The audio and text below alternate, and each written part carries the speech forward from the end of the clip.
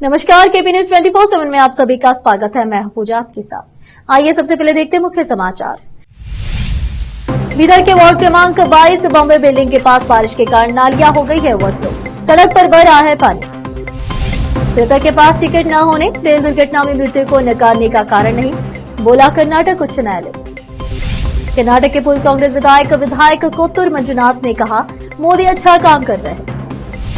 24 मई को NITI Aayog governing council की बैठक, पीएम मोदी बैठक की करेंगे अध्यक्षता। बीजेपी अध्यक्ष के लिए अब सिर्फ 2 नामों की चर्चा। राजनीतिक गलियारों में सबसे बड़ी चर्चा है कि आखिर कौन होगा बीजेपी का अध्यक्ष। बीएसपी की बैठक में आकाश आनंद को मिली अहम जिम्मेदारी, बनाए गए chief national coordinator.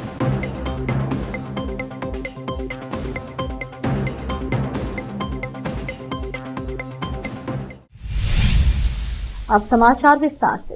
Ward number 22 Bombay building के पास हनुमान मंदिर के आसपास की नालियां ओवरफ्लो हो रही है और सीवेज का पानी सड़क पर बह रहा है, लेकिन नगर परिषद के सदस्य और नगर पालिका के कर्मचारी नालियों की सफाई करने की जहमत नहीं उठा रहे हैं, जिससे जनता को काफी परेशानी झेलनी पड़ रही है। मच्छरों के आतंक से तंग आ चुकी जनता को डेंगू, मलेरिया और चिकनगुनिया जैसी जानलेवा बीमारियों का शिकार होने का खतरा भी है। इसलिए नगर निगम के कर्मचारियों से अनुरोध है कि हनुमान मंदिर के आसपास की सभी नालियों को साफ किया जाए और जनता के लिए सुविधाजनक बनाया जाए। नगर परिषद कर्मचारियों की लापरवाही के कारण गृहस्वामी स्वयं ही अपने घरों के सामने की नालियों की सफाई कर रहे हैं। गाड़ेपल आदाकर जिला मानद अध्यक्ष बीमार में बीदर ने यह बात कही है। कृपया नगर परिषद के सदस्यों और कर्मचारियों से अनुरोध है कि वे तत्काल कार्रवाई करें और समस्या को समाधान करें। केपी न्यूज के कैमरामैन महेश टिग्गे का कवरेज। देश विदेश और स्थानीय समाचारों के लिए चैनल को लाइक, शेयर और सब्सक्राइब जरूर करें। वार्ड नंबर 22 ಸುದ್ದಿಗರ ಕಾಲನಿಯ ಒಂದು ಬಡಾವಣೆಯ ನಿವಾಸಿಗಳಿಗೆ ಚರಂಡಿಯ ಕಸದಿಂದ ಚರಂಡಿಗಳು ತುಂಬಿ ತುಳುಕಾಡುತ್ತಿವೆ. ಚರಂಡಿ ನೀರುಗಳು ರಸ್ತೆ ಮಧ್ಯದಲ್ಲಿ ಹರಿದಾಡುತ್ತಿವೆ. ಚರಂಡಿಯನ್ನು ಸ್ವಚ್ಛ ಮಾಡದ ಕಾರಣದಿಂದ ಬಡಾವಣೆ ನಿವಾಸಿಗಳು ಇಂದು ವಾರ್ಡ್ ನಂಬರ್ 22ರ ತಮ್ಮ ಮನೆಯಲ್ಲಿ ಎದುರುಗಡೆ ಇರುವ ಚರಂಡಿಯಲ್ಲಿರುವ ಕಸವನ್ನು ಮನೆಯ ಮಾಲೀಕರೇ ಆ ಕಸವನ್ನು ತೆಗೆದು ಮೇಲುಗಡೆ ಹಾಕುವಂಥ ಪರಿಸ್ಥಿತಿ ನಿರ್ಮಾಣವಾಗಿದೆ. ಬಂಧುಗಳೇ, ನಗರಸಭೆ ಪೌರಾಯುಕ್ತರು ಕೂಡಲೇ ಎಚ್ಚೆತ್ತುಕೊಂಡು ಅಲ್ಲಿನ ವಾರ್ಡ್ ನಂಬರ್ 22ರ ನಗರ ನಿವಾಸಿಗಳಿಗೆ ಎಲ್ಲ ಚರಂಡಿಗಳನ್ನು ಸ್ವಚ್ಛಗೊಳಿಸಿ ಸಾರ್ವಜನಿಕರಿಗೆ ಅನುಕೂಲ ಮಾಡಿಕೊಡಬೇಕು. ಯಾಕೆಂದರೆ ಈಗಾಗಲೇ ಅನೇಕ ಸೊಳ್ಳೆಗಳಿಂದ ಚಿಕನ್ಗುನ್ಯಾ, ಮಲೇರಿಯಾ, ಡೆಂಗು ಅಂತ ಅನೇಕ ರೋಗಗಳು ಹೊಡೆದಾಡ್ತಿವೆ. ಆದ ಕಾರಣದಿಂದ ಅಲ್ಲಿನ ನಗರ ನಿವಾಸಿಗಳಿಗೆ ಈ ಒಂದು ಎಲ್ಲ ಚರಂಡಿಗಳನ್ನು ಸ್ವಚ್ಛಗೊಳಿಸಿ ಅಲ್ಲೇ ಇರ್ತಕ್ಕಂಥ ಒಂದು ಹನುಮಾನ್ ದೇವಾಲಯ ಕೂಡ ಇರುತ್ತದೆ. ಆ ದೇವಾಲಯಕ್ಕೆ ಬರುವ ಭಕ್ತಾದಿಗಳು ಆ ಚರಂಡಿಯ ಗರ್ಭವಾಸದಲ್ಲಿ ದೇವಸ್ಥಾನಕ್ಕೆ ಬರುವಂಥ ಪರಿಸ್ಥಿತಿ ನಿರ್ಮಾಣವಾಗಿದೆ. ಆದ ಕಾರಣದಿಂದ ಸಾರ್ವಜನಿಕರಿಗೆ ಕೂಡಲೇ ಒಂದು ಒಳ್ಳೆಯ ಅವಕಾಶ, ಸ್ವಚ್ಛಗೊಳಿಸಿ ಅವಕಾಶ ಕಲ್ಪಿಸಿಕೊಡಬೇಕಾಗಿ ನಮ್ಮ ಮಾಧ್ಯಮದ ಮುಖಾಂತರ ನಾನು ಮನವಿ ಮಾಡಿಕೊಳ್ತೇನೆ. ನಾನು ಗಾಳೆಪ್ಪ ಕೇಲಾದಕರ್, ಹಾರುಗೇರಿ, बीमार में जिला अध्यक्ष। कर्नाटक उच्च न्यायालय ने हाल ही में दिए गए एक फैसले में कहा है कि शव पर यात्रा टिकट न मिलना यह कहने का आधार नहीं है कि मौत रेल दुर्घटना के कारण नहीं हुई। न्यायमूर्ति हंचाटे संजय कुमार ने अमीन सब मुल्ला के परिवार के सदस्यों को 4 लाख रुपए वैधानिक मुआवजा और ब्याज सहित कुल 8 लाख रुपए का मुआवजा देने का आदेश देते हुए यह बात कही।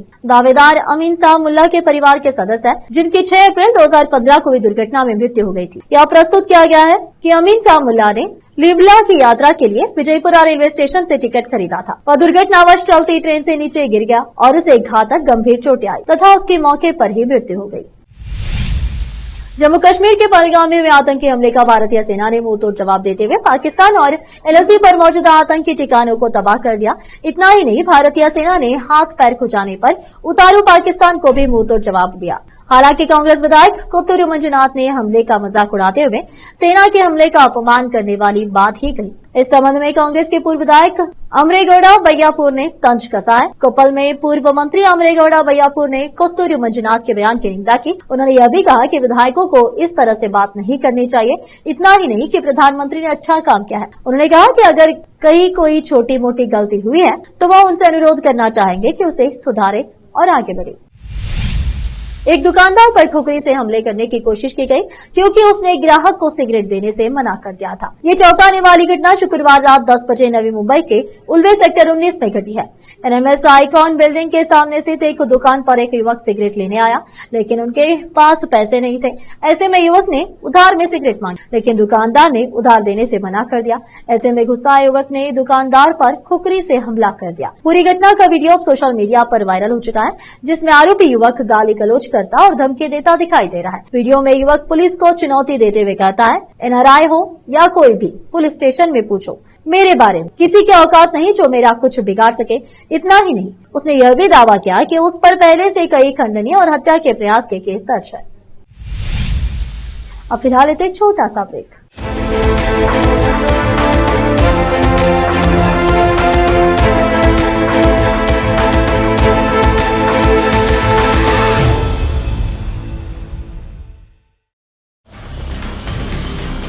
हिंदुस्तान के हर कोने में हम हैं मौजूद।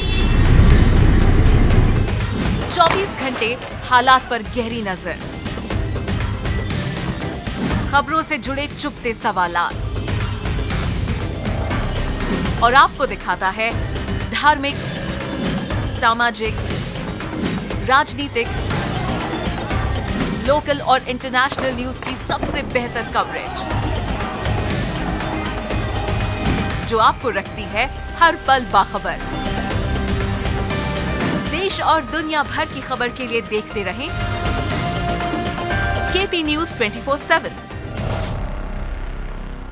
नूर एजुकेशन ट्रस्ट बीदर की ओर से चलाए जाने वाला Noor MEd and BEd college Bidar, recognised by NCTE Delhi and affiliated to Bidar University, Bidar. Admission are open for the academic year 2023-24. विशेषज्ञ और सक्षम शिक्षकों द्वारा शिक्षा प्राप्त करने के लिए नूर एमएड एंड बीएड कॉलेज में दाखिला लें और शांत वातावरण में शिक्षा प्राप्त करें। बीदर शहर में बेहतर शिक्षा का एकमात्र केंद्र Noor MEd and BEd college, Shahpur gate, Bidar. Phone numbers 9945283920, 8482221297।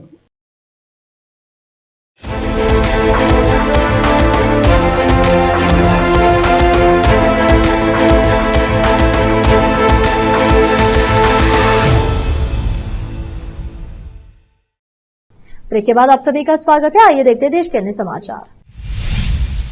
24 मई को नीति आयोग गवर्निंग काउंसिल की बैठक, प्रधानमंत्री नरेंद्र मोदी बैठक की अध्यक्षता करेंगे।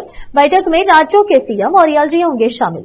ऑपरेशन सिंदूर के बाद सभी राज्यों के सीएम के साथ पहली बैठक विकसित भारत के रोड मैप को लेकर होगी चर्चा। 25 मई को एनडीए शासित राज्यों के सीएम के साथ बैठक होगी। भारत पाकिस्तान तनाव के बाद अब देश की घरेलू राजनीति पर एक बार फिर राजनीतिक पंडितों की नजर है। राजनीतिक गलियारों में सबसे बड़ी चर्चा है कि आखिर बीजेपी का अध्यक्ष कौन होगा। हुआ यह था कि बीजेपी ने राष्ट्रीय अध्यक्ष के चुनाव की प्रक्रिया को कुछ समय के लिए टाल दिया था, लेकिन अब खबर आ रही है कि पार्टी ने फिर से इस दिशा में सक्रियता बढ़ा दी है। मौजूदा अध्यक्ष जेपी नड्डा के उत्तराधिकारी के तौर पर अब तक कई नामों पर चर्चा हुई। रिपोर्ट्स में बताया जा रहा है कि अब रेस में केवल 2 नाम प्रमुख तौर पर बचे हैं। दरअसल ये नाम कोई नहीं बल्कि केंद्रीय मंत्री धर्मेंद्र प्रधान और भूपेंद्र यादव के हैं। एक मीडिया रिपोर्ट ने सूत्रों के हवाले से बताया कि प्रधानमंत्री नरेंद्र मोदी की सरकार जब जातिगत जनगणना जैसे सामाजिक समीकरणों पर ध्यान दे रही है, तब पार्टी नेतृत्व में ओबीसी चेहरे को आगे लाकर सामाजिक संतुलन साधने की कोशिश कर सकती है। धर्मेंद्र प्रधान और भूपेंद्र यादव दोनों ही ओबीसी समुदाय से आते हैं और लंबे समय से संगठन में सक्रिय भूमिका निभा रहे हैं। ओडिशा में बीजेपी की बड़ी जीत के इस समय प्रधान का नाम मुख्यमंत्री पद के लिए भी सामने आया था, लेकिन वे केंद्र में मंत्री बने रहे। आंध्र प्रदेश के शिक्षा, आईटी, इलेक्ट्रॉनिक्स और आरटीजी मंत्री नारा लोकेश ने अपनी पत्नी ब्राह्मणी और बेटे देवांश के साथ नई दिल्ली में प्रधानमंत्री नरेंद्र मोदी से मुलाकात की। यह मुलाकात परिवार के लिए एक महत्वपूर्ण और यादगार पल था, क्योंकि प्रधानमंत्री ने कॉफी टेबल बुक युगलम की पहली प्रति का शानदार तरीके से अनावरण किया। कॉफी टेबल बुक में 2024 के चुनाव से पहले आंध्र प्रदेश में श्री लोकेश के नेतृत्व में की गई 3132 किलोमीटर की ऐतिहासिक पद यात्रा का वर्णन है, जिसके परिणाम स्वरूप आंध्र प्रदेश में एनडीए गठबंधन को ऐतिहासिक जीत मिली। सराहना और प्रोत्साहन के प्रतीक के रूप में प्रधानमंत्री ने पुस्तक की एक प्रति पर हस्ताक्षर किए और उसे लोकेश को भेंट किया, जिससे एक दुर्लभ और अविस्मरणीय स्मृति बनी। उन्होंने बातचीत के दौरान ब्रह्मांडी और युवा देवांश को अपना आशीर्वाद भी दिया। बातचीत के दौरान लोकेश ने प्रधानमंत्री से आशीर्वाद और मार्गदर्शन मांगा तथा राज्य की प्रगति के लिए उनके निरंतर सहयोग के लिए आभार व्यक्त किया। इसके अलावा लोकेश ने प्रधानमंत्री को उनके मजबूत और निर्णायक नेतृत्व के लिए धन्यवाद दिया, जो राष्ट्रीय सुरक्षा और विकास में महत्वपूर्ण रहा है। लोकेश ने प्रधानमंत्री से इस बारे में मार्गदर्शन मांगा कि राज्य 2047 तक विकसित भारत के राष्ट्रीय दृष्टिकोण में कैसे योगदान दे सकता है। प्रतापगढ़ के जिला अस्पताल में प्रसूताओं को घी नहीं मिलने की खबर जब केपी न्यूज में दिखाई गई तो इसका असर भी जल्दी देखने को मिला। आज रविवार को सुबह अस्पताल प्रशासन ने घी का वितरण शुरू कर दिया है। अस्पताल सूत्रों के अनुसार रविवार को बीपीएल श्रेणी की प्रसूताओं को 5-5 किलोग्राम सरस घी का वितरण किया गया।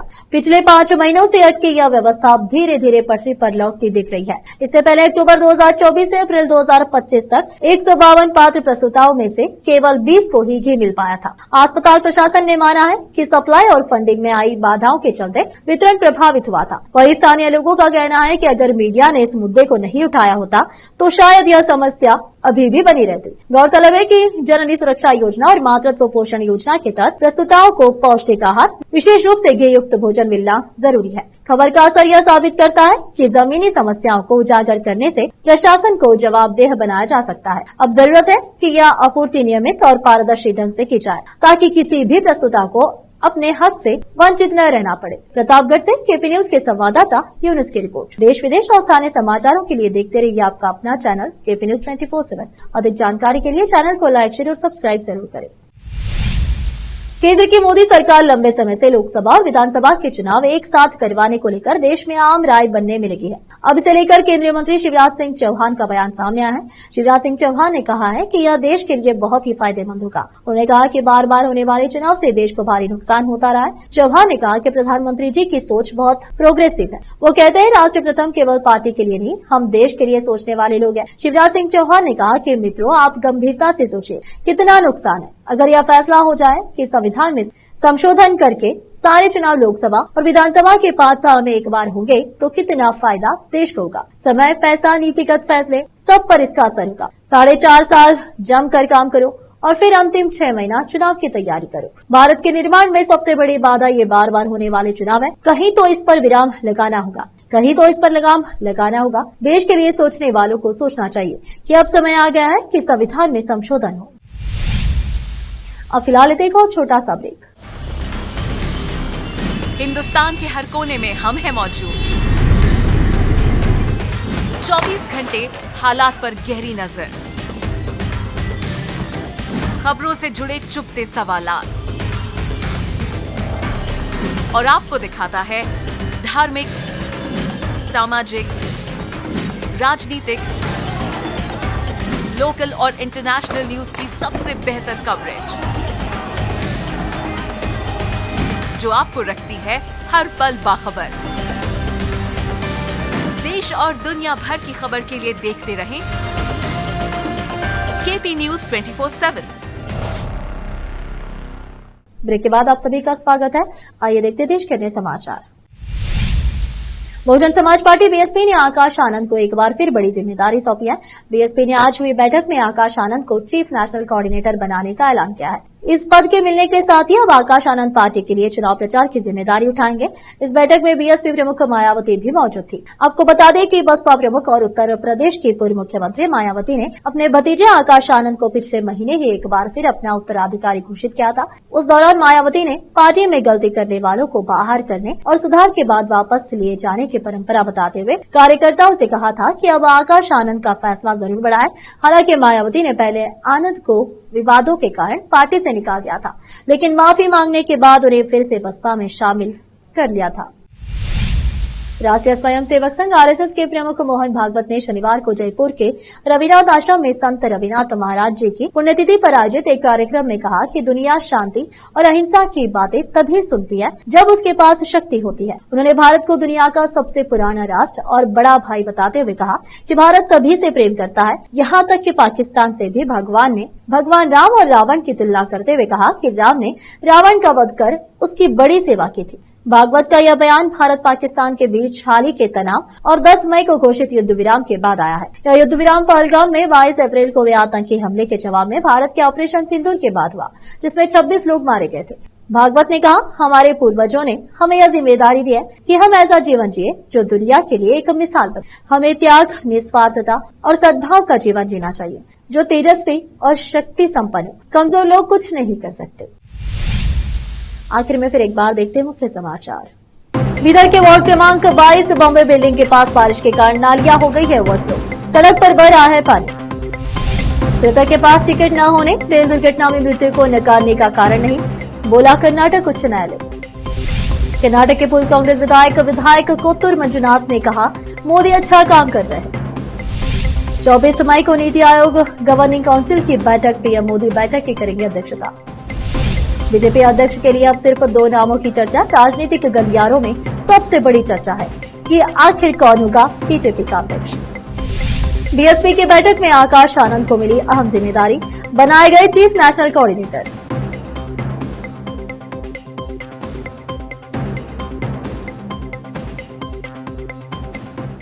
देश विदेश व स्थानीय समाचारों के लिए देखते रहिए आपका अपना चैनल केपी न्यूज़ 24/7। अधिक जानकारी के लिए चैनल को लाइक, शेयर और सब्सक्राइब करना ना भूलें। धन्यवाद।